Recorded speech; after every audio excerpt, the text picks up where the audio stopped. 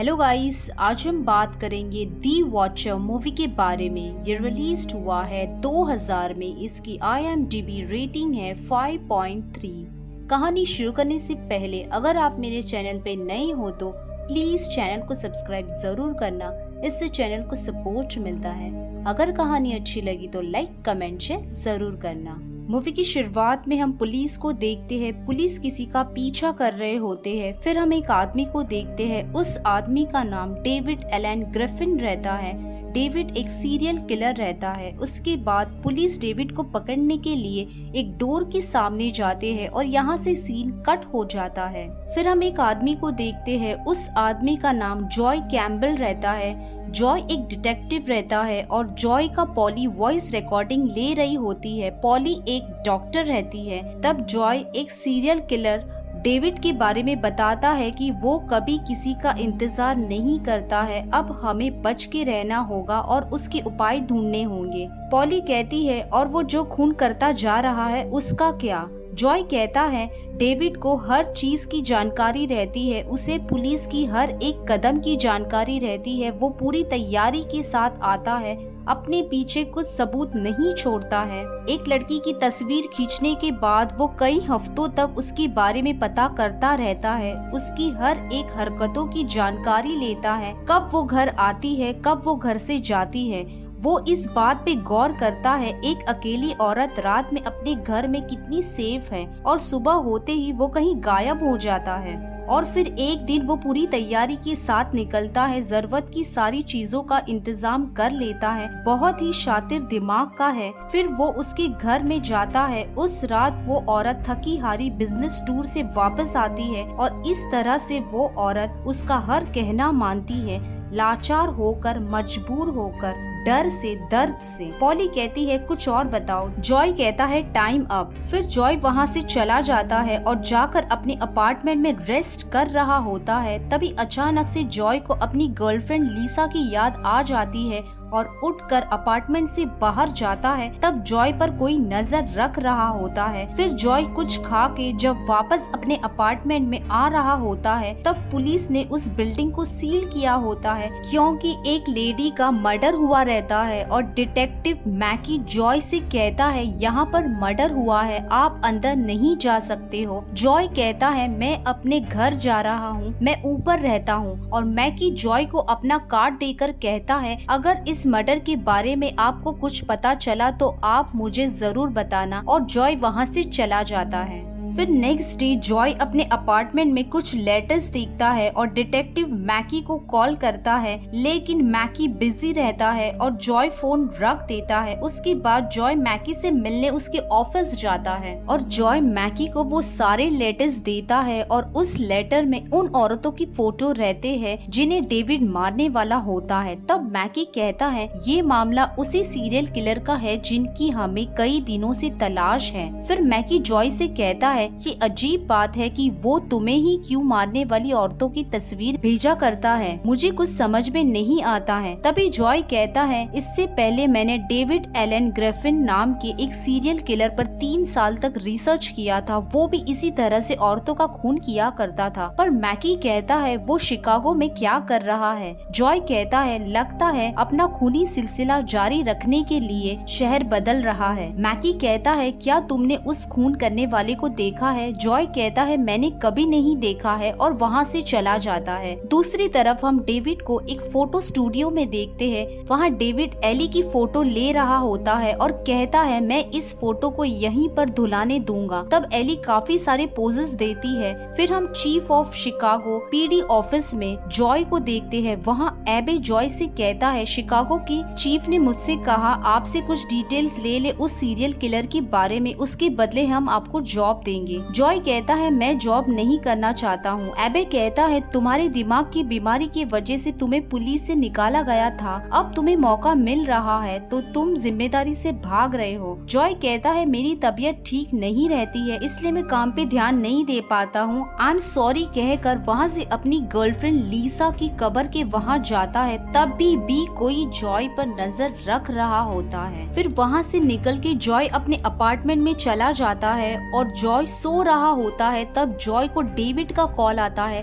David कहता है तुम यहाँ क्यों चले आए? तुम अपने अपार्टमेंट से बहुत कम निकलते हो, तुम बहुत आलसी हो गए हो। मुझे तुमसे ये उम्मीद नहीं थी, पर यहाँ पर खूबसूरत लड़कियाँ हैं। जॉय कहता है तो तुमने अपना गंदा खेल यहाँ पर भी शुरू कर दिया, लेकिन ये ज्यादा दिन तक जारी नहीं रख पाओगे। मैं तुम्हें अपने मकसद में कामयाब नहीं होने दूंगा, याद रखना। डेविड कहता है मुझे पकड़ना इतना आसान नहीं है, लेकिन मैं तुम्हारी भरपूर मदद करूंगा। मैं तुम्हें फोटोज भेजूंगा और उसे बचाने के लिए एक दिन का वक्त भी दूंगा। कल सुबह 9 बजे वो फोटोज मिल जाएंगे और फोन रख देता है। फिर नेक्स्ट डे जॉय उन फोटोज को लेकर एबे के पास जाता है और वहाँ जाकर जॉय एबे से कहता है मुझे आधे घंटे पहले मिला और कहता है इस केस को मैं सॉल्व करूंगा। उसके बाद जॉय वहाँ के डिपार्टमेंट को वो फोटोज देकर कुछ क्लू ढूंढने के लिए कहता है। फिर एबे रिपोर्टर्स के सामने कहता है कि FBI और शिकागो पुलिस डिपार्टमेंट एली की तलाश में है। अगर हमें प्रेस वालों से मदद मिले तो अच्छा रहेगा। फिर टीवी और पैम्पलेट में एली का फोटो दे देते हैं कि एली की जान खतरे में है। उसके बाद काफी लोगों से पूछते हैं एली के बारे में, लेकिन कुछ खबर नहीं मिलती है। फिर जॉय और सब लोग उस मॉल तक पहुंच जाते हैं जहां एली काम करती है। तब तक एली वहां से निकल गई होती है अपने घर के लिए और जॉय को वो फोटो स्टूडियो मिल जाता है। वहां जाकर एली के बारे में पूछता है और दूसरी लड़की एली का फोन नंबर देती है। तब एली घर पर फ्रेश होकर बैठी हुई रहती है। तभी एली के घर के अंदर डेविड आ गया रहता है और जैसे ही 9 बजते हैं तभी डेविड पीछे से आकर एली का मुंह दबाकर मार देता है। तब जॉय एली को कॉल करता है और फोन डेविड उठाता है। जॉय कहता है मुझे एली से बात करनी है, मैं एली का बॉस हूँ। तभी डेविड जॉय से कहता है एली आपसे बात नहीं करना चाहती है और जॉय से कहता है मैं तुम्हारी आवाज पहचानता हूँ और फोन रख देता है। उसके बाद जॉय एली के घर आकर देखता है कि एली मर चुकी है। फिर next day Joy doctor poly की क्लिनिक जा रहा होता है। तभी डेविड भी जॉय के साथ उस लिफ्ट में जाता है और नोटिस करता है कि जॉय कहाँ जा रहा है और जॉय डॉक्टर पॉली की क्लिनिक चला जाता है और डेविड वो देखकर वहाँ से चला जाता है क्योंकि फ्रेंड्स जॉय ने डेविड को कभी नहीं देखा होता है। फिर जॉय डॉक्टर पॉली से कहता है आपने कहा था मैंने ऑफिस ज्वाइन कर लिया है। डॉक्टर पॉली कहती है फिर से काम करके तुम्हें कैसा लग रहा है? जॉय कहता है काफी अच्छा लग रहा है, मैं उस खूनी का केस हैंडल कर रहा हूँ। डॉक्टर पॉली कहती है वो खूनी तुम्हारे पीछे शिकागो तक आ गया, तुम्हें डर नहीं लगता? जॉय कहता है मुझे नहीं लगता है कि मैं उससे डरता हूँ, कई सालों से वो मेरी जिंदगी का हिस्सा बन चुका है। मेरी जिंदगी की कहानी में वो खूनी का एक अहम किरदार है। तभी जॉय का फोन रिंग होता है और वो फोन एबे कर रहा होता है और एबे जॉय को ऑफिस आने के लिए कहता है। फिर जॉय ऑफिस जाकर देखता है डेविड ने एक और लड़की का फोटो भेजा रहता है। उस लड़की का नाम जेसिका रहता है। फिर टीवी न्यूज में भी जेसिका का फोटो दे देते हैं और न्यूज वाले कहते हैं पूरी शिकागो शहर अलर्ट कर दिया है और कहते हैं सीरियल किलर का अगला शिकार है जेसिका। तभी जेसिका की मॉम टीवी में देखकर पुलिस को कॉल करके कहती है ये बेटी मेरी है। उसके बाद जॉय और कुछ ऑफिसर जेसिका की मॉम के घर जाते हैं और जेसिका की मॉम कहती है जेसिका ने यहाँ से जाने के बाद सिर्फ 3 बार कॉल किया था और बकवास की बातें करती थी। उसका एक बॉयफ्रेंड भी है शिकागो में और कोई कॉफी शॉप में जॉब करती थी। फिर वहाँ से निकलकर जॉय एबे को कॉल करके कहता है जेसिका कोई कॉफी शॉप में जॉब करती है। एबे कहता है मैंने बहुत जगह पर पता किया लेकिन जेसिका नाम की कोई लड़की काम नहीं कर रही है। तब वहाँ जेसिका अपने फ्रेंड के साथ बैठकर बातें कर रही होती है और उसका फ्रेंड कहता है मुझे अभी जाना होगा। फिर उसका फ्रेंड वहाँ से चला जाता है और जेसिका वहीं पर सोई हुई रहती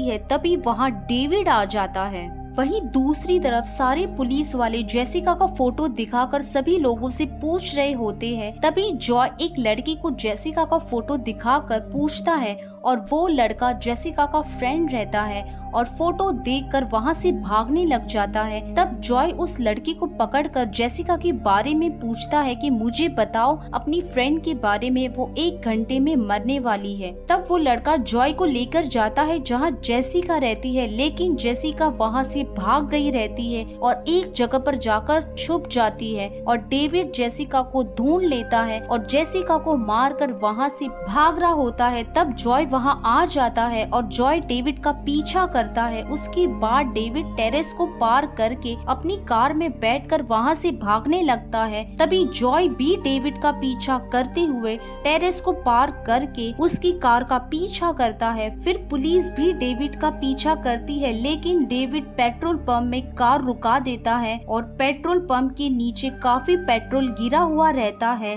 तब लाइटर फेंक कर आग लगा देता है और वहाँ पर बहुत बड़ा ब्लास्ट हो जाता है। फिर वहाँ से कार लेकर डेविड डॉक्टर पॉली की क्लिनिक जाता है और जॉय की रिकॉर्डिंग वाली टेप वहाँ से लेकर अपनी कार में बैठकर सुनता है। फिर जॉय के लिए एक और पार्सल ऑफिस में आता है और पार्सल में लीसा का फोटो रहता है। फिर हम जॉय को हॉस्पिटल में देखते हैं। जॉय काफी डिप्रेशन में आ जाता है क्योंकि जॉय जेसिका को भी नहीं बचा पाता है, इसलिए उसके बाद जॉय हॉस्पिटल के टीवी में देखता है कि उस सीरियल किलर ने लीसा को मारने का फोटो दिया होता है। तभी जॉय मन में सोचता है कि लीसा को 3 साल पहले डेविड मारने के लिए आया होता है, लेकिन मार नहीं पाता है क्योंकि वहाँ जॉय आ जाता है और लीसा को बचा लेता है। तब डेविड वहाँ से भाग जाता है और जॉय डेविड के पीछे भागता है, लेकिन जॉय डेविड को पकड़ नहीं पाता है और डेविड वहाँ से भाग जाता है और लीसा के वहाँ कैंडल की वजह से आग लग जाती है और उस आग में लीसा जलकर मर जाती है।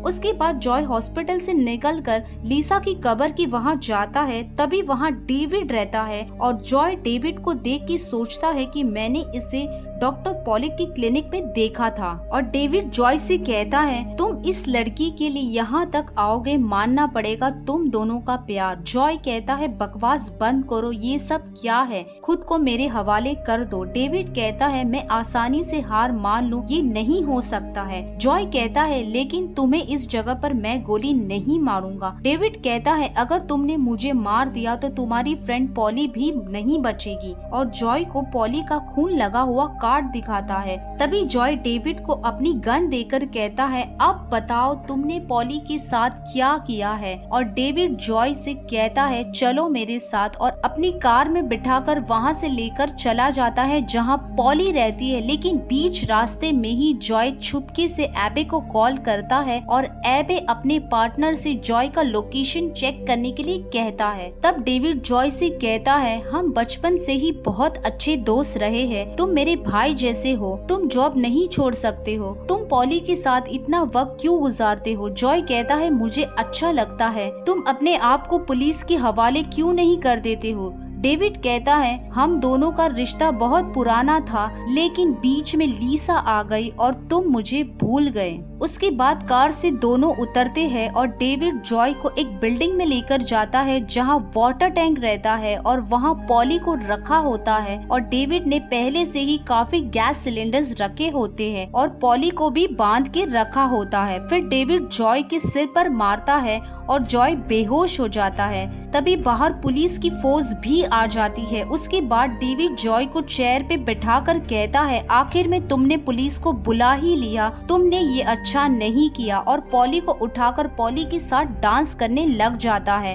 तभी जॉय कहता है उसे छोड़ दो, औरतों पर जबरदस्ती मत करो। तब डेविड जॉय के पैरों में गोली मारता है और कहता है शिकागो में लड़कियों की कमी नहीं है। जॉय कहता है मेरी गलती की वजह से वो मर गई। डेविड कहता है नहीं, वो गलती नहीं थी, ये गलती थी कि तुम हमारे बीच में आए। क्यों आए थे हमारे बीच में? तुम्हें पता था मैं उससे प्यार करता हूँ, उसे चाहता हूँ। जॉय कहता है देखो क्या तुम उस गलती का बदला लेने शिकागो आए हो, ये सब छोड़ दो, भूल जाओ। मैं तुम्हें यहाँ से जाने का रास्ता बताता हूँ, तुम दूसरे देश में जाओ, यहाँ से चले जाओ। डेविड कहता है तुम मुझे यहाँ से जाने के लिए क्यों कह रहे हो। फिर डेविड पॉली को तार से गले पर मार रहा होता है। तभी जॉय डेविड से कहता है थैंक यू, और डेविड पॉली को छोड़कर जॉय के पास जाकर कहता है फिर से कहो। जॉय कहता है थैंक यू और डेविड के गले पर आकर चाकू मारता है और डेविड नीचे गिर जाता है। तभी सारी कैंडल्स भी नीचे गिर जाती है और वहाँ आग लग जाती है और डेविड उठकर जॉय पर गन तानता है, लेकिन जॉय ऊपर की तरफ से गन निकालकर डेविड को शूट करता है और डेविड फिर से नीचे गिर जाता है। तब बाहर की तरफ पुलिस उस डोर को खोलने की कोशिश करती है, लेकिन डोर खुलता नहीं है और ये वही सीन है जो हमने मूवी की शुरुआत में देखा था। और जॉय पॉली को उठाकर साइड में लेकर जाता है। तब वहाँ गैस सिलेंडर में टाइमिंग रखा होता है और वो टाइमिंग वार्निंग पे आने पर वहाँ ब्लास्ट हो जाता है और बाहर पुलिस भी उस ब्लास्ट में मर जाते हैं। तब जॉय डेविड को ढूंढता है और डेविड आग से लपतप खड़ा होता है। फिर जॉय और पॉली विंडो से पानी में जंप करते हैं और उनके पीछे डेविड भी विंडो से पानी में जंप करता है। उसके बाद पुलिस पॉली को पानी से बाहर निकालते हैं और जॉय डेविड को देखने जाता है। तब डेविड का फेस पूरी तरह से जल चुका था। जॉय पुलिस वालों से कहता है लाश को उठा लो। फिर डेविड को भी बाहर निकालते हैं और इसी तरह से सीरियल किलर का चैप्टर खत्म हो जाता है और डेविड हमेशा के लिए मर जाता है। और इसी के साथ यहीं पर मूवी एंड हो जाती है। अगर ये मूवी पसंद आए तो कमेंट और एक लाइक जरूर करना। चैनल पे नए हो तो सब्सक्राइब करना मत भूलिए। Thank you for watching.